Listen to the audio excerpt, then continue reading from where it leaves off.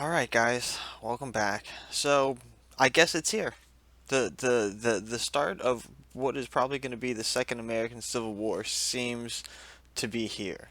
And I'm going to call it now. Every city in America that is extremely progressive is where it's going to pop up at first, and it will not pop up in the places where it is not extremely progressive. So, Seattle, Portland, uh, San Francisco, places like that, especially along the West Coast, you guys are going to see it first. Let's check this out.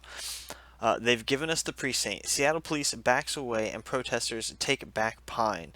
The Seattle Police Department announced Monday afternoon that the barricades near the East Precinct, where officers have used pepper spray, tear gas, and flashbang grenades on demonstrators for 8 days, would be removed.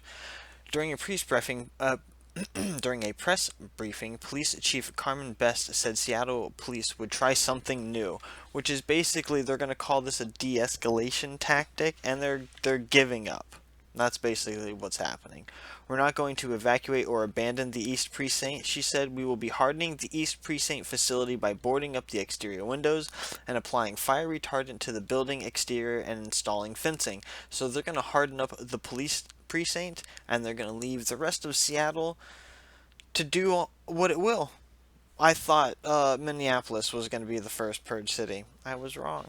It's going to be Seattle. Uh, Best said demonstrators should be able to walk freely around Capitol Hill. This is an exercise in trust and de-escalation. Now, what happens when they breach that trust? What are you going to do? Hmm? On Monday evening, a protester addressed the crowd. They've given us the precinct, and we've got to be smart. We have to work together, and we have to remain peaceful. We have to remain strong. This is the message we are trying to deliver. That if they give us the precinct, we're not going to try and destroy it. We're not going to do what they want us to do. We're not going to do what they want us to do. We're going to take care of it because this is our street. The change comes after more than 12,000 complaints about the police response to the mostly peaceful demonstrations. Seattle police had said, let me reread this sentence again. The change comes after more than 12,000 complaints about the police response to the mostly peaceful demonstrations. Seattle police has said officers have had to use pepper spray, tear gas, and flashbangs because demonstrators have hurled bottles, rocks, and used incendiary devices against police. How in this one paragraph can you be so contradictory and say mostly peaceful?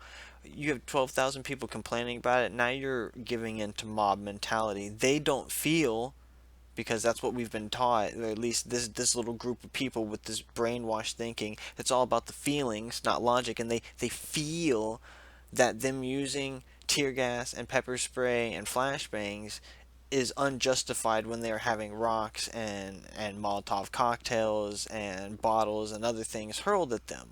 So they're not allowed to use back with less than lethal, which is what people have been calling for years and years and years. We need to have more less than lethal, more less than lethal. So now they're using it to try and keep you from attacking them, and you're bitching and complaining with a mob mentality. Awesome job. Alright, city council members on Monday said it was unclear how many of these had actually been used, citing evidence of one candle thrown. Really, that's what you're going to use to justify that none of this is happening. That one person threw a candle, and for some reason they decided to have 12,000 people. They used tear gas and pepper spray and flashbangs enough that 12,000 people called to complain over one candle thrown. Now you guys are really trying hard to frame this narrative in a very specific way that the cops are in the wrong.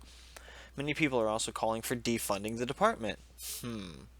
Later in the afternoon, Omari Salisbury depicted the scene on his live stream. He described it as view we haven't seen for 8 days. Oh, really?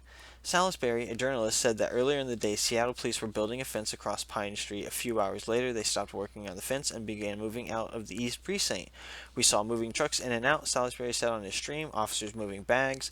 I know that the city is calling in a reduction in footprint. It's impossible for me to say there's nobody in this building, but I don't think that there's anybody home.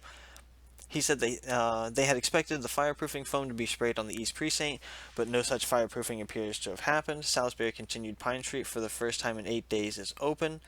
But lest anyone feel that the city would sleep easy tonight, Salisbury said that many people were wearing bulletproof vests because of credible threats made from white supremacists. Is can you reference where those are from, or are you just saying that because that's the narrative that you want people to think? The threats felt much more real after, and here's where they're going to try and give you evidence to make you think that the last thing that they just said is credible, right?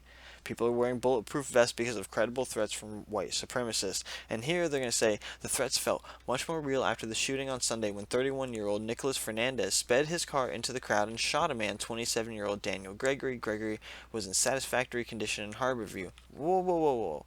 One, he wasn't speeding. He was not breaking any speed violations on that street. So, wrong. And then you say he sped his car and shot the man. No, no, no. He was driving down a road where people were assembling illegally, and they tried to pull him out, and he defended himself. You see how this narrative changes when you actually tell the facts? As the police left, the protesters claimed the area and barricaded it themselves. Hang on, hang on. Pine Street, for the first time in 8 days, is open. Barricaded it themselves. Look at this news article. You can't, like anybody with half a brain, cannot read this and see all these constant contradictions in what you're trying to say to create a very specific narrative. Lefties, you're not winning. We are seeing quite a few bulletproof vests out here, Salisbury said in the stream. A lot of protesters out here before, not armed, who are now armed. It's a different situation.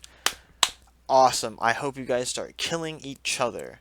And then he signed off to get a bulletproof vest for himself. Around 10 p.m., two other live streams live streams showed protesters wearing body armor. One protester called for people with guns and know-how to go to the barricades in case there was a threat from white supremacists known as Proud Boys, which again, they don't have any proof of or anything like that. They just like to say it. You guys aren't winning. You can call it what you want, and maybe in Seattle, San Francisco, and some of these really left cities, it'll happen, and you may take it over for a time, but the rest of the country will eventually get pissed about it, and we will come in and we'll take these cities over. More importantly, I've had a lot of people, not a lot, I've had a few people in the comments, enough to make me notice that it's being said more and more, where people are like, oh, you're really psychopathic for wanting these people to be dead when they're just committing a crime. Well, guess what? If you think that I am bad for the views that I hold towards criminals, imagine the type of people that are out there that are way, way worse than me, and you want to take away the only thing that's preventing those people from coming at you with no repercussions. The police force. You guys are not very smart. So, either way, we'll see you in the next one, guys. Get ready for the Civil War. Bye.